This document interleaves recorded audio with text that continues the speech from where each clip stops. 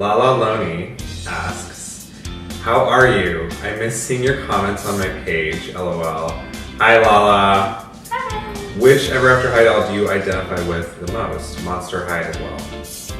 I mean, like Monster High, I talked about how, you know, like I thought I connected most with visibility because he's described as kind of like a creative type. His favorite color seems to be blue. He has a fashion sense that I really love and identify with.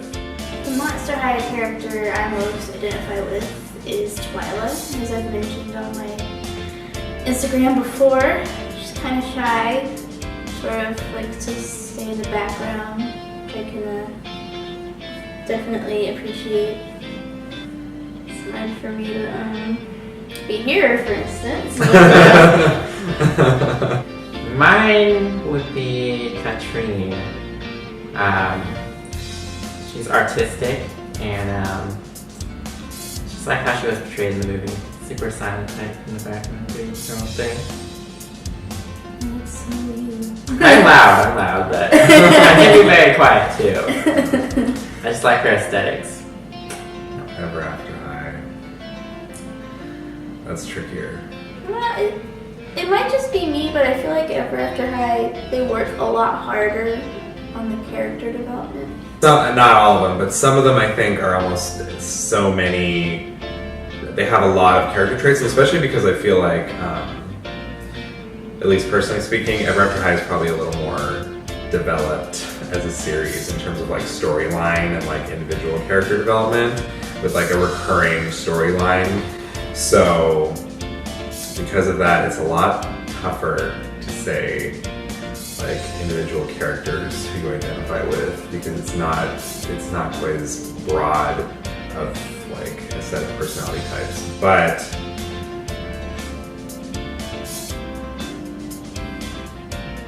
yeah, I don't know. We'll come back to this question later. you stumped us, Lala. We'll come back to it. One thing we did notice is, yeah, like one of the most common questions was basically how we do our doll photography, like what kind of apps we use, what kind of techniques we use, that kind of thing.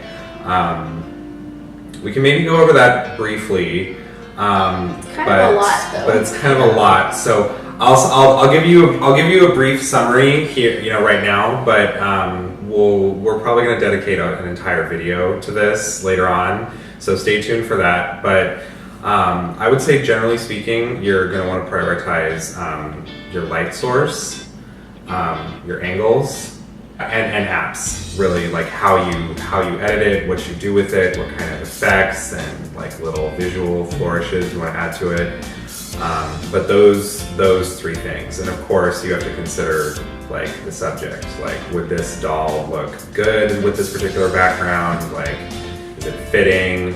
Or get an app that will give you a good light source. That too. The best thing to do is just like photograph outside during the day. Daylight seems to be the best time. Who has been the biggest inspiration to you creatively? Ask you more.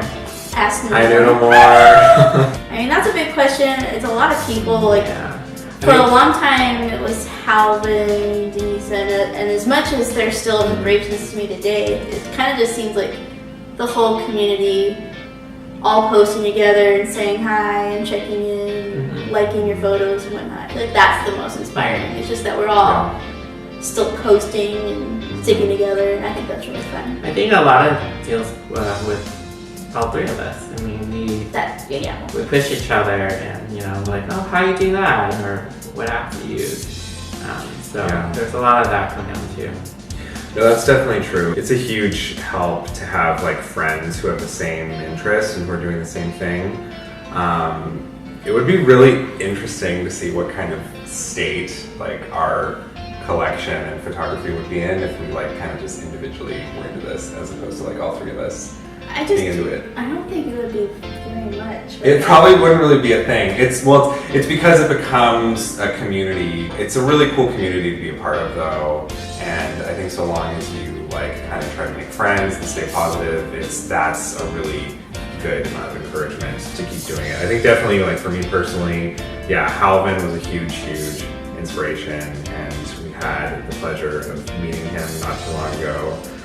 Yeah, I would really say like each other. I mean, there's a ton of other amazing accounts though, of course. I'm probably gonna forget people, I apologize, but yeah, like Monster High United, Data Homes, Graceful Warrior Extra, Ghoulie Show, yeah. So lots of really awesome people on Instagram. Keep hoping to be inspired, for sure. There was that other question Newmore asked us. Newmore also asked, he said, have any of you ever dated? And the answer is no. We've only all ever been friends. We can get into a little bit about how we all met. Well, me and Max have known each other for a long time. Long time. Yeah, we met in high school. It's like how many I was going to say how many years, but now you said high school. I'm going to say it. Me and Anna met at work, so it's been a couple years. And then... I know Autumn through Sang. Yeah. We worked together. Yeah. Friends with Autumn. Oh, y'all Trinity. Yeah, maybe. Some of these questions. What was your very first Monster High and Never After High dolls? My first ever doll, like at all, as an adult collector, like as I mentioned earlier, was Maddie Patter, Never After High Wave 1. And my first ever Monster High doll was actually after that. I got 13 Wishes Abby Abominable. And I kept like seeing her in Walmart, and I really liked her, and she was my first ever Monster High doll. And I'm really sad looking back because she has super wonky eyes, but... It took you a while to get her too, because I know you were pretty hesitant of getting a Monster High doll. I originally was, because a lot of the ones I saw at the time, because I was just more partial to Ever After High, because they had kind of more the elegant detailing kind of thing, and at the time, just a lot of the Monster High dolls I was seeing, it was a lot more kind of like, almost like 70s throwback, kind of like casual clothing. This was like prior to, like, before Freaky Fusion even came out, like, and so at the time though, it was mainly, I think the current line. It was Scaris. Fright's Camera Action, I thought. No, because oh yeah. Because it was already out. Because I saw Viperine. Because you were talking about getting Viperine. Oh yeah. Yeah, because Viperine was already out. Yeah, so it was like Fright, which is a very kind of like 70s line. Which obviously that line grew on me because I have Honey and Viperine and all that now. But those are my first two. We talked about my first one was Applewhite, and she was the very original Applewhite. She had like the faded eyebrows, and she's a little bit wonky, but I love her, and I was pretty careless with her. She has like loose shirt outfit now. Even that's your fault. Yeah, well, beginning of it, because like the hooks on the stand wraps around her waist. And then just like it's stretched. No, it stretched the fabric. And then Monster High, it was Diner Dracula. I was in bed and like Anna like texted me, like she was like, "Hey, Dracula's like really cheap at Toys R Us. You should go get her." Like I went with Autumn and grabbed her. And she's really cute. I still have her, but I think I changed her outfit. I very vividly remember buying my first Monster High doll, which was Dead Tired Laguna, because unfortunately my work ran out of this one. But I had like this doll buying crave, so okay, I'll just get this doll, because whatever, it's cute. Quickly, many more dolls were bought. I don't know what happened. But you know what? I don't remember my first Ever After High doll. It was like maybe Raven? What was her first Ever After High doll? No, it wasn't Raven. Was it Raven? I don't know. Could it have been Cerise? Fantastic? It was probably Fantastic. Cedar. No, it's Cerise. It probably was Cerise. Yeah, I thought she was really cool at the time. I've since then come to hate her. Now I have original Cerise. But now I have like pretty much almost all the Ever After High basics, and it's been a blur. I can't remember. When you collect as fast as we do.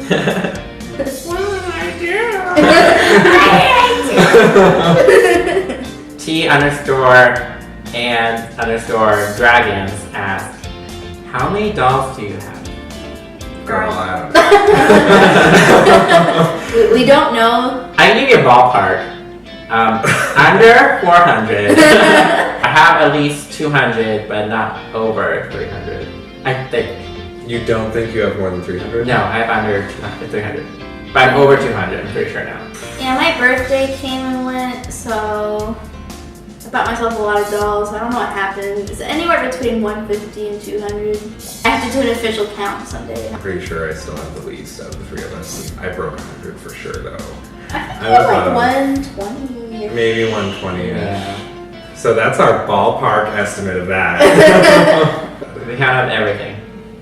When I try to do sales and bargain. Oh yeah, eBay. I think initially when we first started collecting, like I think every doll I bought was under 15. No, that's the funny thing too, is when we early on when we were collecting, it was, I feel like almost everything we bought was like on sale. Yeah. That was like how we talked ourselves into being like, okay, like This is acceptable. it's okay, like it's on sale, yeah, but now it's like a second is online or a second like someone found it in stores, we like rushed out and buy it. Not me.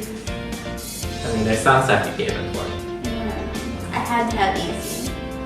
I don't know. It's really depressing when like what was that most recent Ever After Highest line? The Way to Wonderland. Way to Wonderland, yeah. It's really depressing when it's like $25 and then like a month after it's released, it's already $7 because of an error at Target. I have no idea how mad I was about that. I was hunting for Way to Wonderland Lizzie Hearts for so long, and when they were all like $7 at Target, I could not find one to save my life. And then all of a sudden, there's like loads of them. Like the shelves are flooded with them at every single Target, and they're like, oh no, they're like $24.99 again. And I'm like, Wonderlandian Girl 2408 asks if you could do a collaboration with Mattel in creating a Monster High or Ever After High collection or character, what would you do? So one thing I've been wanting, they probably will not ever do it for obvious reasons, but one thing I've been thinking would be really cool for a Monster High character, and we kind of did it like for Doll Factor, but is, yeah, like with like demons, like daughter of a demon, son of a demon, something like that, and we do cool stuff with like horns and a tail or like stuff like that, like red skin or whatever. Oh, that'd be awesome. That'd be really cool. I don't think they're ever gonna do it.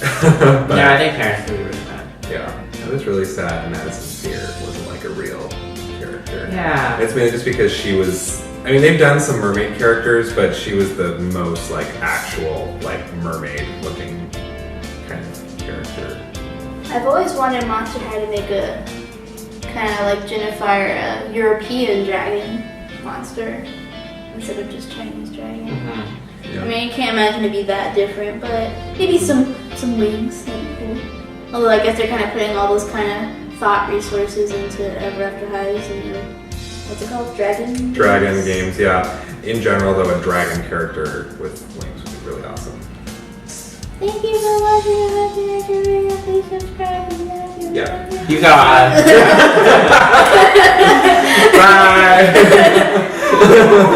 Bye.